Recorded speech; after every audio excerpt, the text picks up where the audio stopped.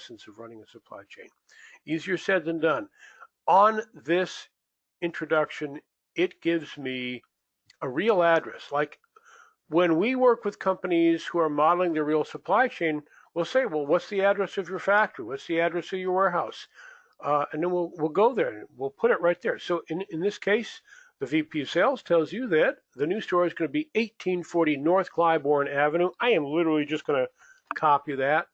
And then I am going to go to my edit screen. And in my edit screen, in the upper left corner, it says search location. And this is, again, we're leveraging features of Google Maps and then obviously adding our own modeling and simulation on top of that. But if I type in 18, or if I copied it, so boom, there. It says, did you mean that? I said, yep, I mean that. It'll take me right there. And I'm going to pull back a little bit.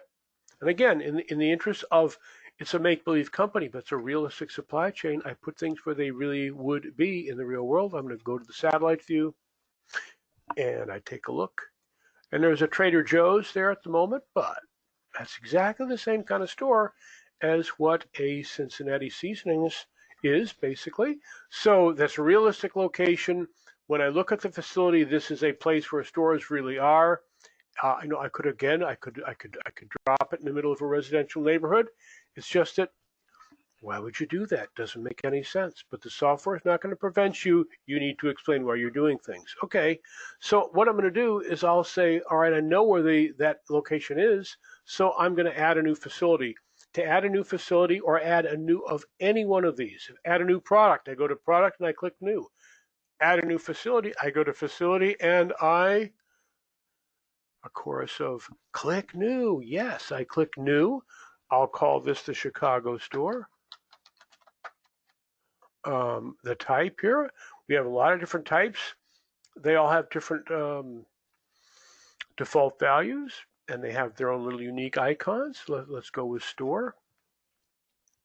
And then I'm going to pick products. You have to assign products to facilities. So if we had more than one, as in collaborative, you've got 4 different products. They would all be here. In this case, we only have one. And when I take a look at Cincinnati, what the VP sales tells me is daily demand will be 100. We're going to open that store with 300 on hand. You often open new facilities with more like 2 weeks on hand, but and then capacity is 500. All right, so that's what I'm going to do. 100, 300, and 500. Okay, our demand is not 70, it's 100. We said we're going to open that store with 300 on hand. And that looks good. I'm going to click add. There it is. And the rest is good. Now, if I just try to click save, it can say, wait, you didn't put it on the map. Please put it on the map. Okay, I got to do that. But I know that there it is right there. So I click, and there's my icon, the Chicago store. Now I can save it. And now the next, and a key question, I'm going to click back to the map view, is how do we get products up there to meet demand at the Chicago store? A lot of ways. And again, I'm sure you're thinking, yeah, we could put a truck up in Chicago and run down to Cincinnati. I could put a truck at the DC in Cincinnati and run up to Chicago.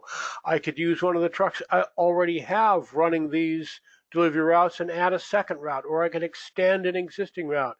You bet, exactly. And the answer, gee, what should I do? The answer is use your best judgment. Run it in the simulation and see what the simulation tells you. There are no right answers, but there are always better answers. And the best answers are the ones that make the supply chain run for 30 days at the lowest cost and lowest amount of inventory.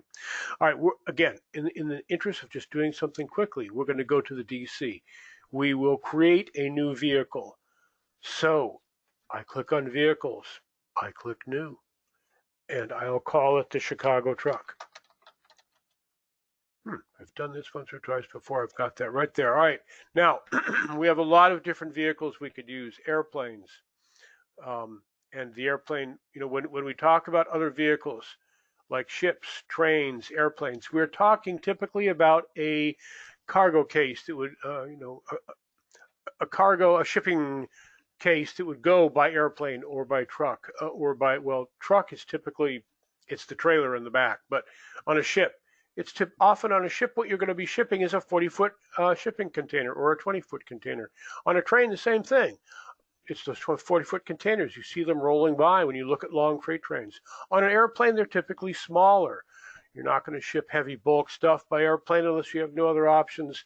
So typically, you're going to ship smaller, more high value and lighter products. So when I click on airplane, for instance, carrying volume is low because that's look up, just look up, go to 3PL or freight carriers, and you can see what the rates are on the sizes. In this case, we're going to go with a large truck, and I'm going to say, now I could leave the delay meaning 0, but that would be crazy. It's just that the math, we'll do the math for you. Whether or not the math is modeling something that is possible, that's for you to say. You're the real intelligence in this world. The computer is my artificial intelligence friend, and I like to have him keep his opinions to himself, unless, of course, I'm about to crash into the truck in front of me. So what I'm going to do is I'm going to say, let's make the delay between departure, I don't know, every 24 hours, something like that. I'm going to say update. And then what I'm going to do is I'm going to say, let's assign a delivery route to that. If I tried to run this simulation right now with a vehicle that didn't have a route, it would say, you have a vehicle without a route, and we're not going to run the simulation until you fix that, Mr. Hugos.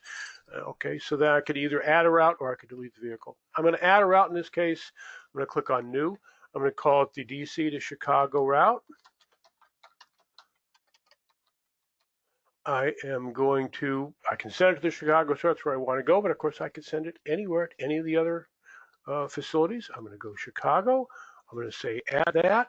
Again, we used our vast store of knowledge and we said this looks like a good way to go. But again, if you want to go a different way, you can drag and drop and move it, just like we showed earlier. I'm going to assign a product because there is no reason to have a route unless you're assigning product to it. We know our delivery up there in Chicago, our demand per day is 100, so deliver 100. We'll start with 100. And I'm going to click add, and then I'm going to click update. And now I am going to take a look at this whole new redesigned supply chain of mine, click browser refresh, redraw that supply chain, get that in my mind's eye, and then we're going to run the simulation and see how well it works. So we've added a new leg onto our supply chain. I'm going to go click onto the simulation tab. I'm going to reload that data, and then maybe I'll just make it run really fast. So as soon as it redraws the supply chain, we'll set the speed to go a little faster there and click play. All right. And with that, Michael, you're right at 11 o'clock. So if there's any other things that you want to point out, this is a good time to do it. Otherwise,